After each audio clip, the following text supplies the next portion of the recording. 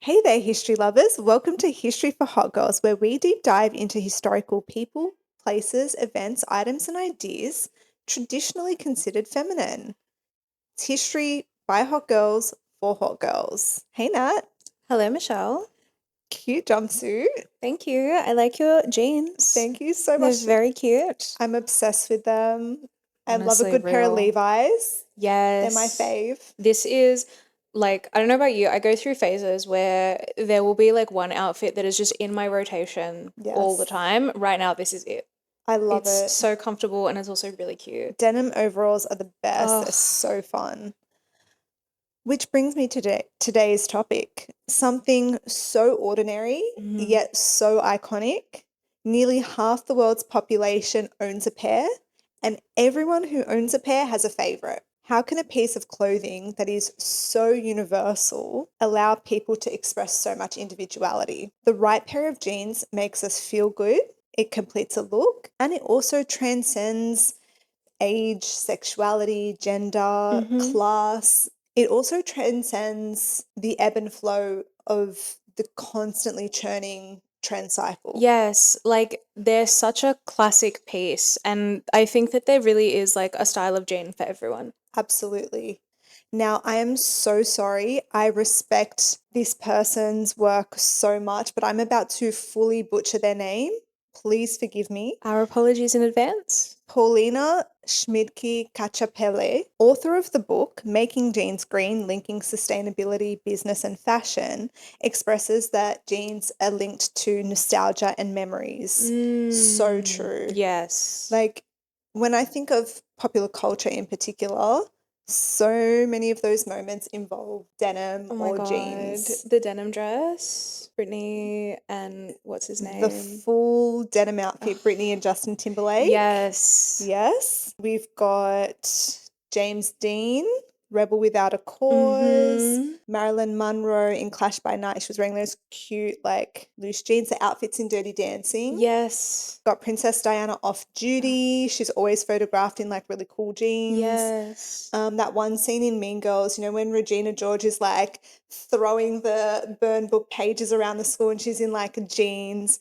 And she's got the Louis Vuitton bag, the iconic Takashi Murakami Louis Vuitton bag. It's like such a 2000s look. Oh, so Obsessed. good. We've also got the book and film, which I loved growing up, Sisterhood of the Traveling Pants. Yes. Obsessed. Yes. Got Hollywood Westerns, the iconic streetwear looks from the 90s. And most recently, Kendrick Lamar at the Super Bowl. Yes. He wore those cute bootcut jeans. He looked great. He did. Honestly. He really did. We see, like, from all these moments that jeans are so part of our culture, particularly associated with America, of course. Yes. But as we know, all great things that come from America are most likely to have come from somewhere else first. Buckle in as we explore the riveting history of denim. I love that actually. All right, let's get into the bold beginnings. So, the origin of the jean pant can't actually be pinpointed to one specific time or Okay, place or whatever. interesting. It's made from cotton. Okay, it's a fabric made from cotton, and we don't really know where it originated from. One of the places said to have, began the whole jean pant thing was Dungaree in India, Ah. which was in the early 17th century, hence the name dungarees. Okay, that's where we get Yeah, the name that's from. so interesting. Yes. We also have Genoa is also said to be one of the first places that use jeans or denim as clothing.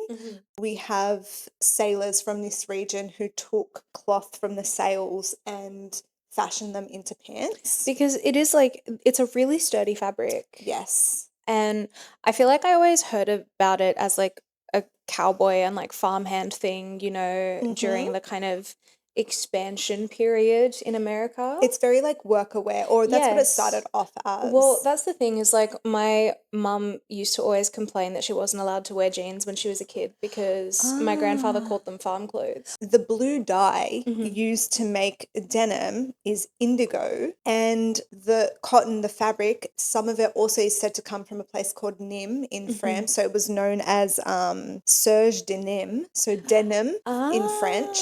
So this indigo dye that they used with this serge denim, like it took really well to the fabric, and that's why they're blue. Well, originally this blue dye is for like really wealthy people. Indigo was quite expensive. Like we were talking about piracy in my episode. Indigo was one of the things that they were really excited to find because that's expensive. That's valuable. Yeah, so it's really interesting that you bring up that it was considered like farm clothes. Yeah, like right? not appropriate to be seen in public, even though we're using like historically one of the most expensive and valuable dyes ever. So yeah, this indigo color was continued to be used because it lasted so long with the fabric. Lynn Downey, who's a historian for Levi Strauss, says that the fabric and the dye just paired so well that people just took to using that, and that's why we have blue jeans. God, it would be so cool to be a historian for like such a long-lasting like brand. Yes. To specifically track that brand. Oh, that's cool. So incredible. Now, this indigo plant can be cultivated in different kinds of like humid areas. So it's found in Asia, North Africa, but it was also grown on plantations in North Carolina in 1700s and became mass produced.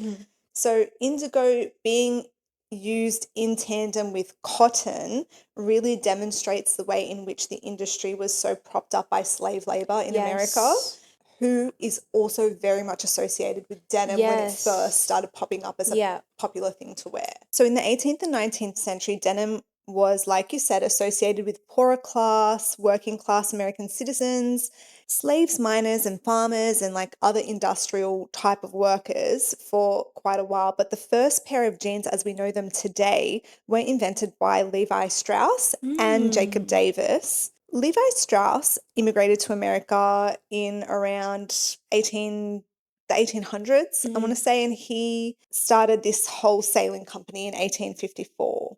And Jacob Davis was a tailor who created clothing made from denim.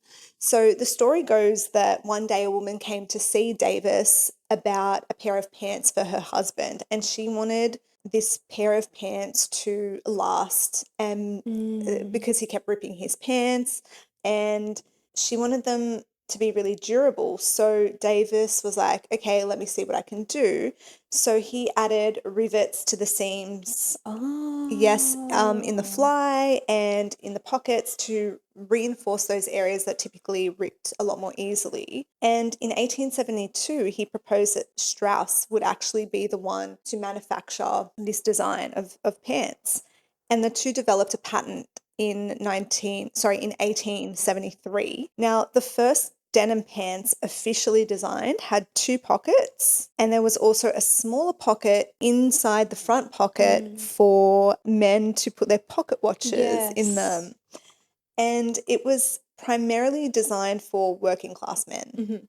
Those were the people who were wearing jeans at the time. Over the next few decades, copper rivets were used to reinforce the pockets. A zipper fly replaced button flies, and a second pocket was actually added to the back, and orange stitching was used to identify the pants as Levi's. When the original patent ended in 1890, this allowed for other companies to come in and like manufacture and use that design. So some of those companies include Bluebell, who later became Wrangler, and Lee Mercantile, who were able to reproduce this style as Lee's Union Alls, and they became standard issue to all wool workers in America in World War One. Imagine like just the feat of design and engineering that it is to create something that is so perfect that you barely change it. From the 1800s to now. We still have the little pocket watch pocket. Yeah, that hasn't really changed. Even though we don't have pocket watches anymore. No, there's like no use for that pocket, but it's still there. Yes. That's incredible. Good on them, honestly. Yes. And in 1934, Levi's invented a pair of jeans for ladies. So let's get into the glow up of blue jeans. The events of the first half of the 20th century really created the perfect storm for jeans to gain popularity among all sorts of different kinds of people. So in the early 20th century, it was Hollywood that really helped to romanticize the wearing of jeans. Yes. Maud Bass-Kruger, in a 2019 French Vogue article, writes that the movies that were being produced in the 1920s and the 1930s, well, they showed all these like handsome cowboy characters wearing jeans, and actresses like Ginger Rogers, they were photographed wearing these jeans, both in movies and then also like outside, like just in their day-to-day So it wear. became this like really glamorous sort of thing. So people seeing these actresses, so women in particular, were like, oh, that looks cute. And it started to appeal more and more to women, especially when Vogue at the time gave their seal of approval by labeling jeans as like Western chic, right? Yeah, so this is in the 1930s. And this is also in the interwar years between World War I and World War II. So it was really difficult for Americans to travel outside of America. So holidays to places such called dude ranches and tours of the Wild West became really popular. And trips to these ranches encouraged women to dress in that Western chic style, the cowboy style, due to the rough and tumble activities that people were participating in, right? Marissa Buck, in her book, She Has Good Jeans, A History of Denim as Women's Wear, writes about this, and she talks about these types of holidays and how they were marketed towards sort of wealthier families. And so that, along with Hollywood Westerns, contributed to this idea that ties jeans in with the Wild West. So by the end of World War II, there was like this huge growth, of course, of female laborers. And we get to see women more and more participating in the workforce at this time.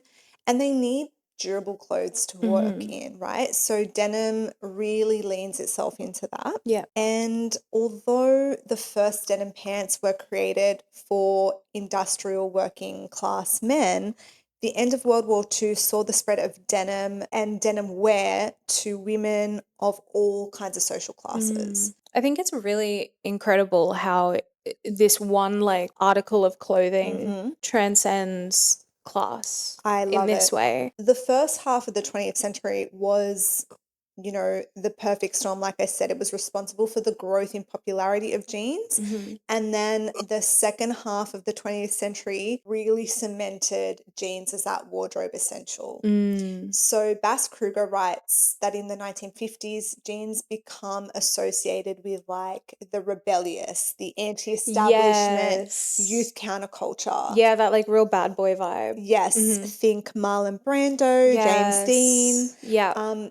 They popularized the image of, you know, like the denim-clad, quote, teenage idol with huge sex appeal, hippies, anti-war protesters. Yeah, and that was such a huge cultural shift at that time for America. You know, post-war is when we first of all even see the development of the teenager as a social concept, right? Because before it was like just childhood and then adulthood, and it was kind of the affluence and the pace of that post-war time period that allowed kids to essentially take a little bit longer to grow up, and so then they started to like experiment with identity and expression.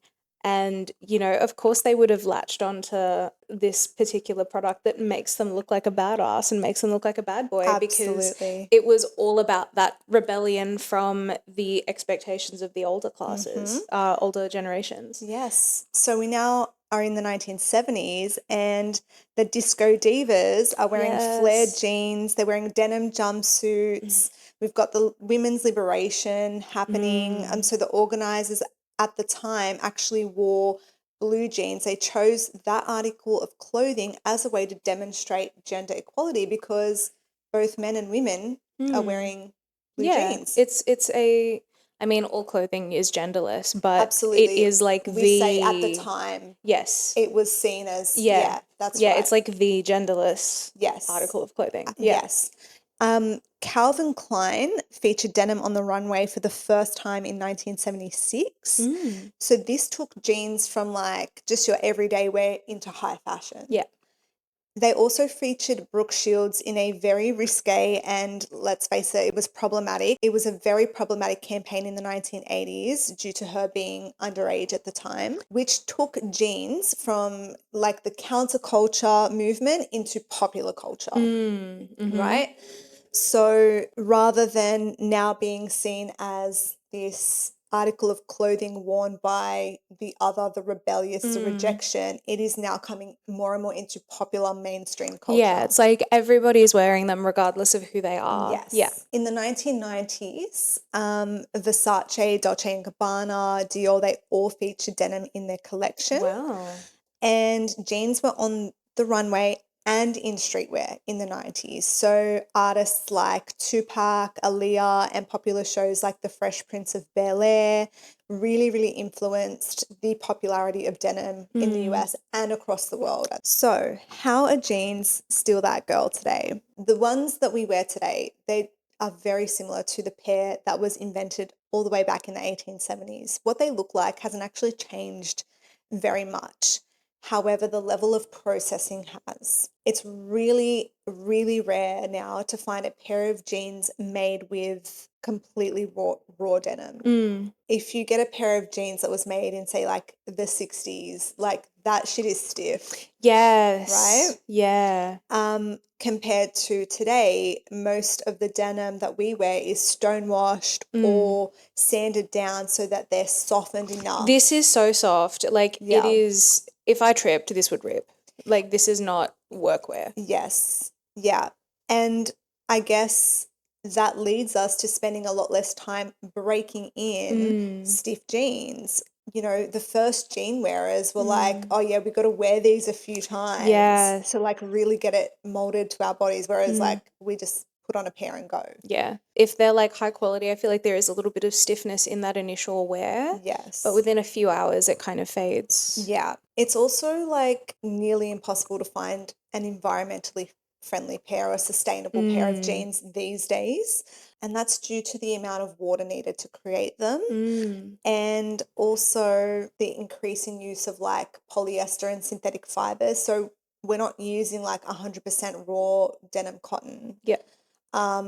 We've got some of that mixed in with polyester or whatever other kinds of materials, which then ends up in landfill. It's really up to manufacturers to move towards a more sustainable way of creating jeans, and it is the responsibility of the consumer also to purchase like denim that aligns with their values so that, you know, so that this item of clothing can continue to withstand the test of time. Yeah. Over the last year, I think we really saw jeans coming into play in like really creative ways within different trends as well. Yes. So in 2024, Western cowboy chic was so huge. Yes. So I'm obsessed with this account, Data But Make It Fashion. Love them.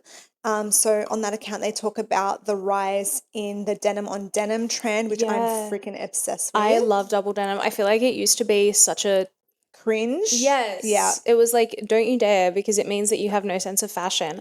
Double denim slaps. Love denim. It looks so good. Love double denim. So we also saw the rise in like denim handbags, denim shoes. Now I just want to do like a little brag here. I bought a pair of denim Calvin Klein sneakers in 2017. So I was ahead of the trend by many, many years. You were a trendsetter. I still have them and I love them. I love that. Yes. That's so cool. So anyway, we see like denim not just being used in pants, but like in accessories. Obviously, we've had the denim jacket and all that type of thing.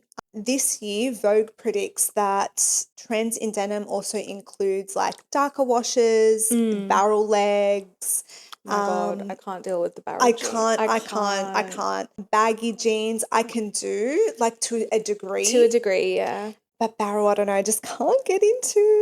I don't know if it's just that I haven't seen them styled correctly or what. Yeah. But I feel like whenever I see them, they just look a bit silly. Yes. And then I'm like, oh God, am I uncool? Do I not understand the trend? No, I just think they're a very niche kind of item. They're very niche, and it's clearly like I'm not the target audience. Yes. Well, with this trend, I feel you are the target audience. In Vogue also says that personalized denim, so denim with rhinestone studs, bedazzling, more denim on denim looks. That's going to be like a really huge thing this year. Can I actually tell you, I have been saving so many like personalized denim things on Pinterest because I want to try recreate some of them. Yes, like please. These beautiful like embroidered jeans and like all sorts of stuff. I'm obsessed. I love them. So, I mean, with that being said, I think we can confidently say that jeans are still that girl. Absolutely. For sure. I think they're always going to be that girl. Yes. Like I can't think of anything that will just top like a great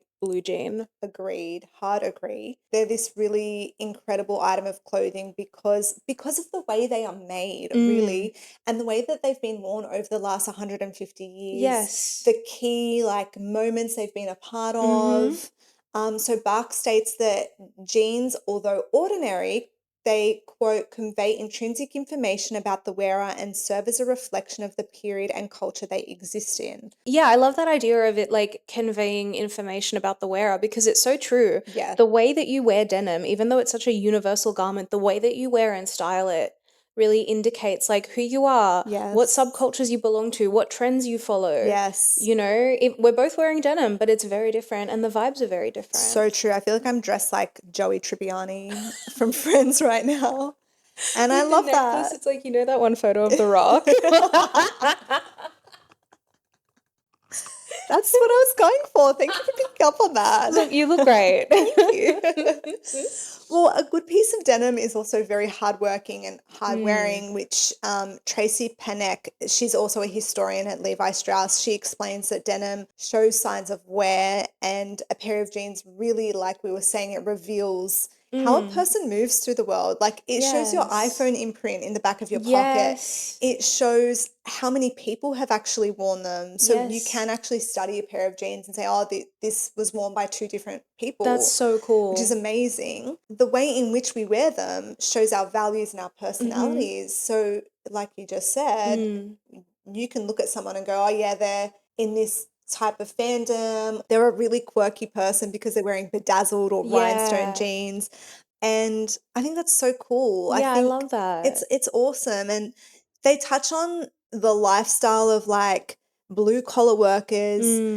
They represent self-expression in the 60s, glamour, celebrities. They can be worn by different people of all different shapes and sizes. Baggy, flared, skinny, or the devil's pants, low rise. I thought for a second that they were going to come back into fashion. They kind of did for a little bit. But not long. No, I saw them for like a month or 2, and then I feel like everybody went, what the hell are they doing back in stores? That was a rough time. It really was. I thought we were really truly done with low rise. Oh no. Disgusting. You'll never catch me in a pair of low rise. I would, if they were the only options, I would never wear pants again. I would never wear jeans. So true. Well, we can really see how jeans have been a huge part in popular culture, particularly in Western society. They can be sexy, they can be functional, they're streetwear, they're high fashion. And they really show us that something so common and so everyday can also be really remarkable. That's so cool, man. That was so interesting. Thank you so much. Oh, no worries. And Nat, you and I are very nosy people. Yes. So drop a comment. What jean trends are you loving? Where are you buying your jeans at the moment? Tell us. I want to know, what is your style of jean? Like, what's your favorite cut? What do you buy? Me? So listeners and you, okay, please cute. tell me what do you buy? Straight leg, a little wide leg I like, always high rise. Yes. I'm a 2010s gal. It's got to be those high-waisted pants, man. I'm a mum jean fan. I love mum jeans. I love a mum jean that's been rolled up. Yes. You know, like kind of a light wash. Yes. Little bit daggy looking, but in like the 90s kind of way. In a cute way. Yeah, in a Monica Geller or Joey Tribbiani kind of way. Yes. Joey Tribbiani, style icon. Yes. Yeah. And I had a pair, and I think I messaged you. They ripped. I know, They wore down and I couldn't devastating. repair them, and I was so sad Oh. because I can't find them because again I had them for like 5 years. Yeah, they and that last pair so is not long. on sale anymore. Ugh, upsetting. So I'm back on the search for like a good mum jean. Okay. So if anybody has any Help us out. recommendations, Help a sister out. help a sister out. Tell me about your favorite style of jean. What do you wear and why? Thank you so much for listening. Thank you. This podcast was recorded on the traditional lands of the Cabrogal clan of the Darug Nation. We pay respects to the traditional owners of the land and acknowledge their rich oral history and storytelling traditions. We would love to keep spilling the tea on history's hottest people, events, items, and ideas. But for now, please make sure you follow us on socials at History for Hot Girls, give us a 5-star rating, Please. and share with your fellow history girlies. Yes. We'll see you on the next one. Bye.